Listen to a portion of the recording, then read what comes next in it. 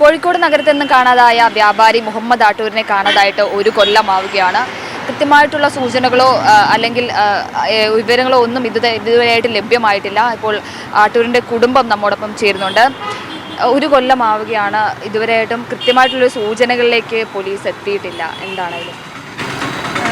നാളത്തേക്ക് ഉപ്പനെ കാണാണ്ടായിട്ട് 1 വർഷം കംപ്ലീറ്റ് ആവാണ്. അപ്പോൾ നമുക്ക് ഇതുവരെ ആയിട്ടും ഉപ്പനെ പറ്റി ഒരു ഡീറ്റെയിലും കിട്ടിയിട്ടില്ല.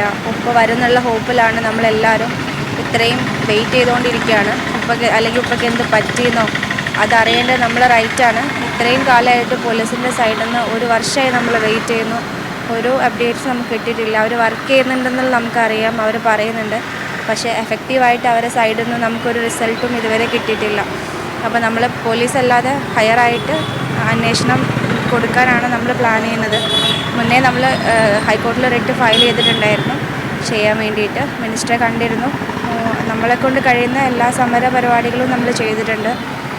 പോലീസിൻ്റെ ഭാഗത്തു നിന്നുള്ള ഈയിടെയായിട്ടുള്ള റീസെൻ്റിലെ ഒരു 2 months ആയിട്ടുള്ള അപ്ഡേറ്റ്സ് ഒന്നും നമുക്ക് കാര്യമായിട്ട് കിട്ടിയില്ല. കാരണം ഈ അന്വേഷണം ഇപ്പം മലപ്പുറം SP ശശിധരൻ സാറിൻ്റെ കീഴിലുള്ള SIT ആണ് അന്വേഷിക്കുന്നത്.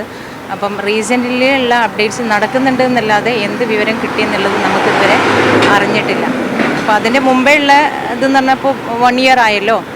അപ്പം ആദ്യത്തെ 1 week അന്ന് നമ്മൾ അറിഞ്ഞത് 22 ഓഗസ്റ്റിന് 2023 ഇക്കാക്ക മിർസായിൻ്റെ പിറ്റേ ദിവസം തലക്കുളത്തൂർ ഫോൺ ലൊക്കേറ്റ് ചെയ്തിരുന്നു എന്നുള്ളത് ആ അപ്ഡേഷൻ അല്ലാതെ അതിൽ നിന്ന് കൂടുതലായിട്ട് നമുക്കൊന്നും കിട്ടിയില്ല. അത് ഈ വർഷം തികയുന്ന ഇന്നും നമുക്ക് എന്ത് ചെയ്തില്ല, ഒരു അപ്ഡേഷൻ എന്ത് പറ്റി, ആരാ ഭയപ്പെടുത്തി, എന്താണ് സംഭവിച്ചത്, ജീവനോടെ ഉണ്ടോ ഇല്ലയോ എന്നുള്ള ഒരു കാര്യവും നമുക്കിതുവരെ കിട്ടിയിട്ടില്ല. ആ ആശങ്കയിലും വേദനയിലുമാണ് കുടുംബം അന്ന് മുതൽ ഇന്ന് വരെ ജീവിക്കുന്നത്. CBI അന്വേഷണം ആവശ്യപ്പെട്ട് പരാതി നൽകിയിരുന്നല്ലോ, അതിനൊരു അപ്ഡേറ്റ്സ് എന്തെങ്കിലും വന്നിട്ടുണ്ടോ? CBI അന്വേഷണം ആവശ്യപ്പെട്ടിട്ടുണ്ട്. നമ്മൾ ഹൈക്കോടതിയിൽ റിട്ട് ഫയൽ ചെയ്തിട്ടുണ്ടായിരുന്നു. അപ്പം അതിൻ്റെ ഈ അടുത്ത 4-ാം തീയതി സെപ്റ്റംബർ 4-ാം തീയതിയാണ് അതിൻ്റെ ഹിയറിംഗ് വെച്ചിരുന്നത്. അന്നതേ നമുക്ക് കോടതിൻ്റെ വിധി എന്താണെന്നുള്ളത് നമുക്ക് മനസ്സിലാകാൻ പറ്റുള്ളൂ.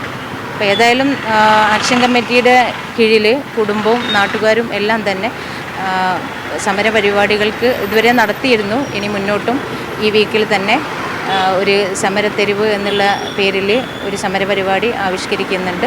അത് വിവിധ രാഷ്ട്രീയ മതഭേദമന്യേ തന്നെയാണ് ഈ പരിപാടി ആസൂത്രണം ചെയ്തിരിക്കുന്നത്.